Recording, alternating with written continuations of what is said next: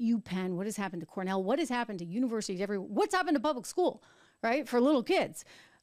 We've been effectively sort of taken over by this woke mob.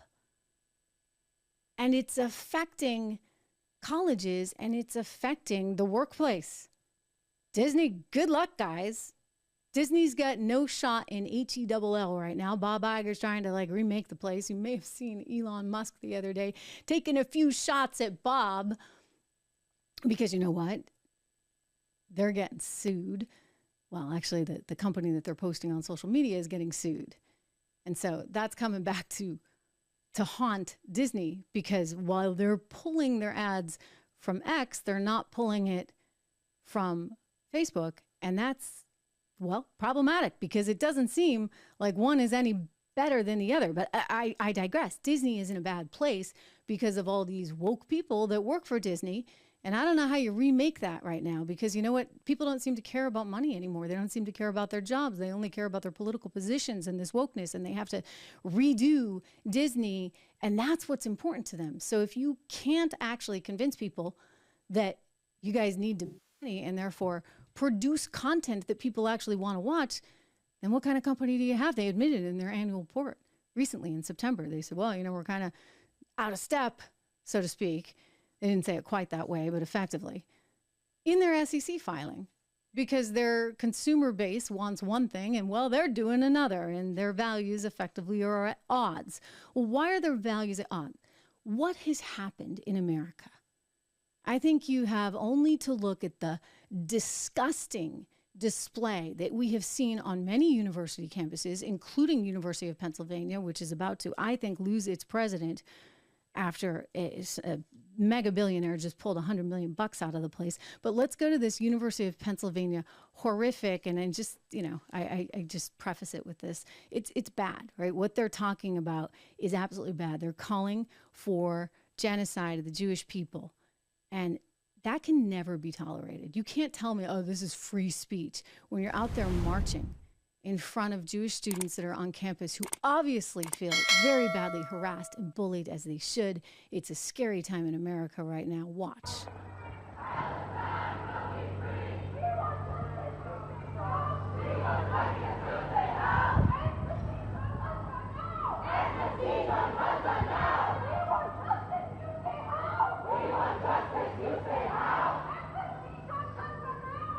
So at some point they say, Israel, you can't hide. We want Jewish genocide.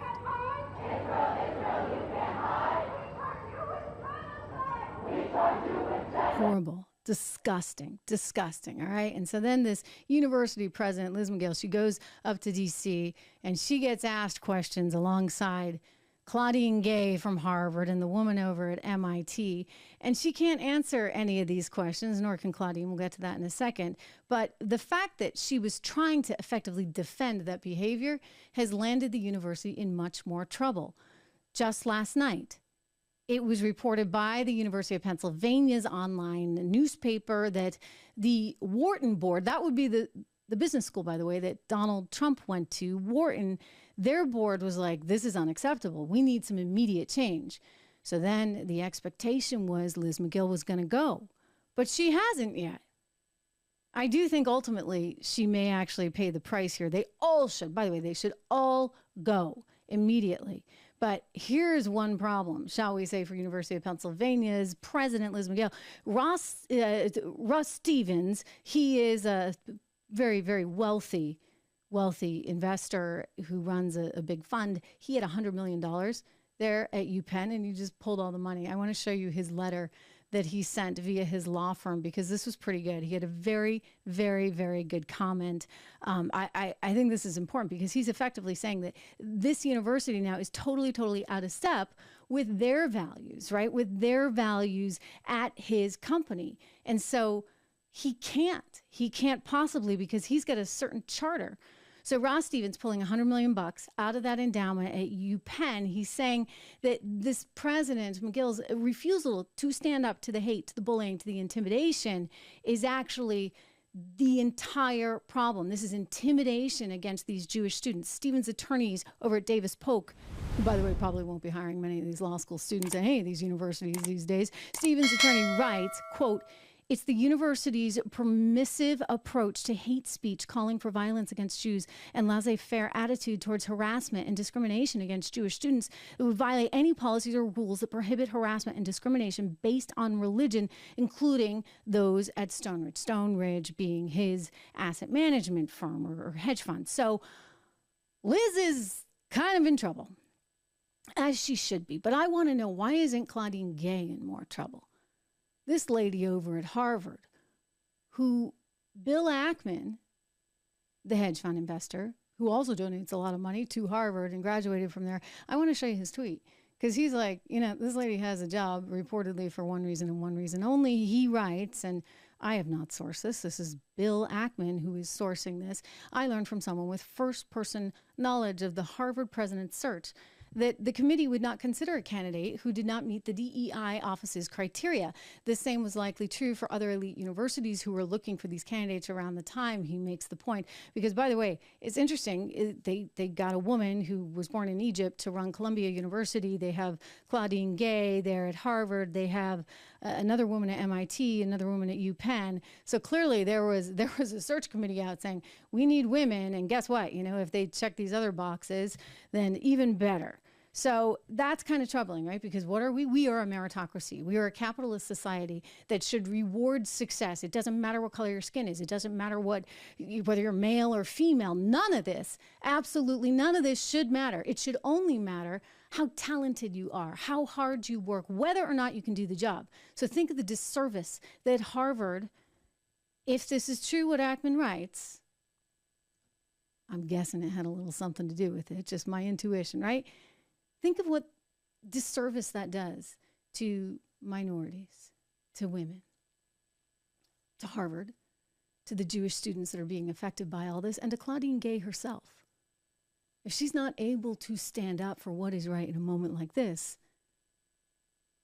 then I think it's proof that this DEI stuff that has swept the country and America's corporations and elite universities by storm, I think it's proof that its day has come and gone. I mean, when this guy, professor at Boston University, who's sort of the grandfather, if you would, of this DEI, diversity, inclusion, equity, and inclusion movement, when he gets up on stage at Boston University and says something as heinous and disgusting and pathetic as this, and nobody's there to call him out, like the crowd sitting there agreeing with him, what is wrong? Why do we hate ourselves so much? Let's cue the tape here on Kendi. I think white people worldwide have really reckoned with how much their own personal identity is shaped by constructions of whiteness, and how much that construction of whiteness prevents white people from connecting to humanity. Oh, wow. That's disgraceful. Effectively, he just told everybody, if you're white, like, you're inhumane. You have no humanity. You can't connect. There are no words, right, guys? I mean, what do you think? I'm curious in the chat. I mean, there are no words to describe what a heinous, disgusting thing that is to say. If, by the way, like, what a racist thing it is entirely itself for somebody to make a comment like that.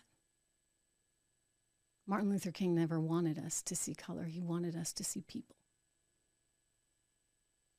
America should not be the kind of place where you are given something because you check a box. America is America because we're willing to roll up our sleeves and work hard.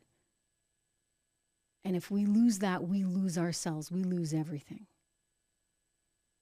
Claudine Gay at Harvard University. I don't know. I mean, did she deserve the job? Did she not deserve the job?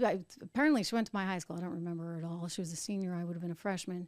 She was coming over to a boarding school in New Hampshire because her parents were in Saudi Arabia.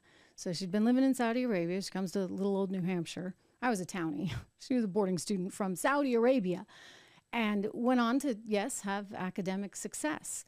So maybe she does deserve the job. I would say she's not performing in the job at all because she's allowing this to transpire.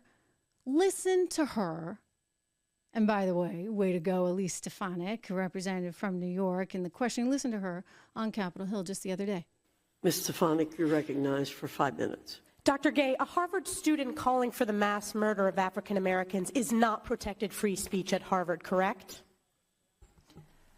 Our commitment to free speech... It's a yes or no question. Is that corrected? Is that Easy. okay for students to call for the mass murder of African Americans at Harvard? Is that protected free speech? Our commitment to free speech It's a yes or no question. Let me ask you this. You are president of Harvard, so I assume you're familiar with the term intifada, correct? I've heard that term, yes.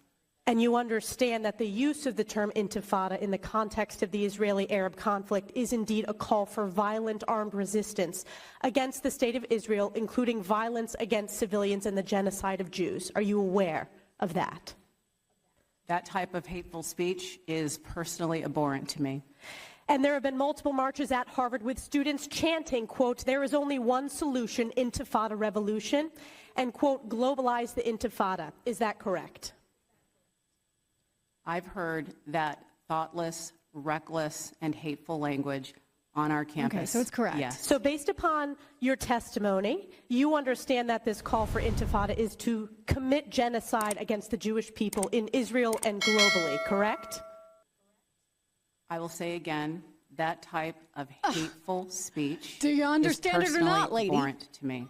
Do you believe that type of hateful speech is contrary to Harvard's code of conduct, or is it allowed at Harvard? It is at odds with the values of Harvard. Can you But not our say here that it is values against the also- code of conduct at Harvard? How could it not be against the code We of conduct? embrace a commitment to free expression, even of views that are Oh my objectionable. gosh. Do you know what? This is, I mean, it's beyond despicable. So I just want to point out that there was an article in Free Beacon that came out a couple years ago talking about how Harvard actually said that you could be disciplined if you fat shamed anyone. In other words, they have a whole fat phobia thing. They also had an ableism thing. I mean, it's just the list of things that you could be disciplined for at Harvard was quite extensive. Quite extensive. If you misgendered someone or used the wrong pronoun, you will be disciplined at Harvard. But if you call for what these disgusting people and students are calling for, that's okay? I don't get it. Except that it gets back to the DEI stuff, right? And they see this whole colonization thing. They see success, entrepreneurism, wealth as the oppressor, and everybody else that just wants to fight back as those that are oppressed. And so thus they look at Israel as the oppressor. I mean, forget about the fact that Israelis, by the way, just an incredible group of people who took this desert and turned it into just such a tremendous place with so much intellect, so much creativity, so much technology. And the only reason some of these people within these horrible terror organizations even exist is to encourage this hate against Israel. And then you got Iran in there too, and Iran's feeding the whole thing and giving this terror group, Hamas, a reason to exist. So we got a problem. We got a problem because you know what? This is the sentiment, the Kendi guy that I showed you at Boston University. This is the sentiment leading the way. It's really important that you subscribe. We're throwing that button up there. If you guys can do that for me, I would really appreciate it. Don't forget to make comments and stuff as well. I'm going to get out to some of your comments in just a moment. But I want to know what you think. I want to know what you think about the direction this country is heading in and why it is that these institutions, which, by the way, have a ton of money and huge endowments.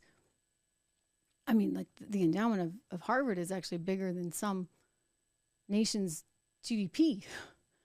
So they have all this money, and yet they're still coming to us, taxpayers. So taxpayers are still giving money to these universities. Well, we ought to have a little more say in this, right? I mean, Just saying. I mean, why are we footing the bill for this insanity?